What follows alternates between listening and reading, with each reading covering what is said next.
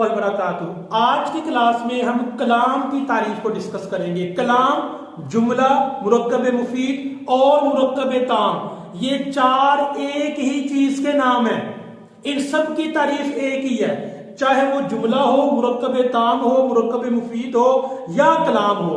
کلام کے اندر بیسیکلی اور بنیادی طور پر دو چیزیں ہیں، جس چیز کو ان دو چیزوں کی سمجھ ہے اس کو سمجھ لگ جائے گی کہ کلام، مرکب مفید، مرکب تام اور جملہ کس کو کہا جاتا ہے۔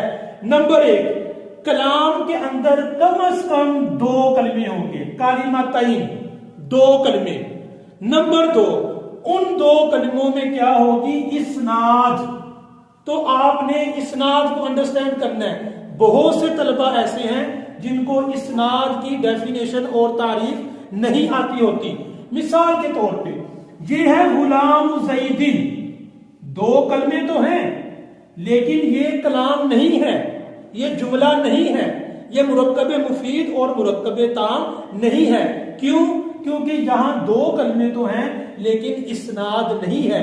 اور کلام کی تعریف یہ ہے کہ کلام وہ ہوتا ہے جو دو کلموں کو شامل ہو اسناد کے ساتھ۔ تو یہاں پہ اسناد کیوں نہیں ہے؟ تین چیزیں ہیں جو آپ نے فنون کو سمجھنے کے لیے اور نحو کی بنیادی باتوں کو سمجھنے کے لیے آپ نے تین چیزیں یاد رکھنی ہیں۔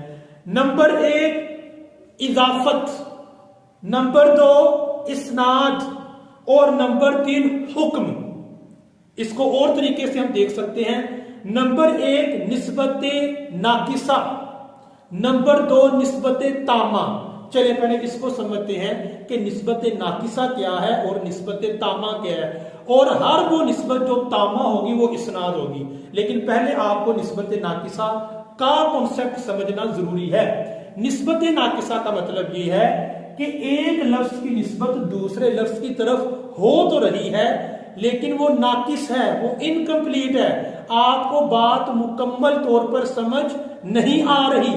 جیسے غلام زیدن، زید کا غلام، نسبت ہو گئی غلام کی زید کی طرف، لیکن زید کے غلام کیا کہنا چاہ رہے ہیں؟ اس کا مطلب ہے زید کا غلام، بس زید کا غلام ہے یا زید کا غلام نہیں ہے، یہ تو اس کی ٹرانسلیشن ہے ہی نہیں ہے۔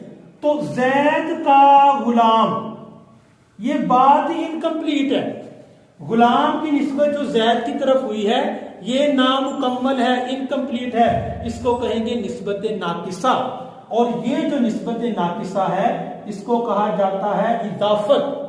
اگر میں کہوں زید قائم، زید کھڑا ہے، اب یہاں ہم نے کیا کیا ہے؟ قائم کی نسبت زید کی طرف کی ہے، لیکن یہ کمپلیٹ اور مکمل نسبت ہے، نسبت تامہ ہے یہاں پر۔ اور جو نسبت تامہ ہوتی ہے اس کو اسناد کہا جاتا ہے۔ نسبت تامہ کیسے ہے؟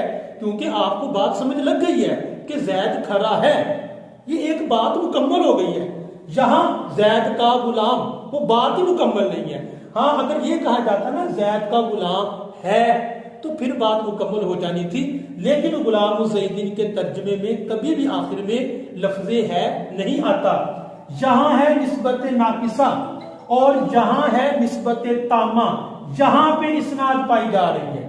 قیام کی نسبت زید کی طرف، قائم کی نسبت زید کی طرف، یہ نسبت تامہ، نسبت تامہ ہی کو اسناد کہتے ہیں۔ تو پتہ یہ چلا کہ اسناد کی تعریف کیا ہے؟ ایک لفظ کی نسبت دوسرے لفظ کی طرف کرنا اس انداز سے کہ مخاطب کو مکمل فائدہ حاصل ہو جائے۔ تو اس سے مخاطب کو، آڈینس کو، سامنے والے کو مکمل فائدہ حاصل ہوگا، کیونکہ اس کا ترجمہ زید کھڑا ہے۔ اب اس کا ترجمہ ہم ایسا کیوں کر رہے ہیں وہ بات والی بات ہے، اس کی الگ سے ڈسکشن ہے، لیکن اس کے ترجمے میں ہے نہیں آتا۔ یہاں نسبت غیر ناقص، نسبت ناقص ہے، نسبت غیر تام ہے۔ تو آپ دو لفظ یاد رکھیں، نسبت تامہ اور نسبت ناقصہ۔ نسبت ناقصہ کہ آپ کو بات مکمل طور پر سمجھ نہیں لگی جیسے کہ یہاں، اور نسبت تامہ کہ آپ کو بات مکمل طور پر سمجھ لگ گئی ہے جیسا کہ یہاں پہ۔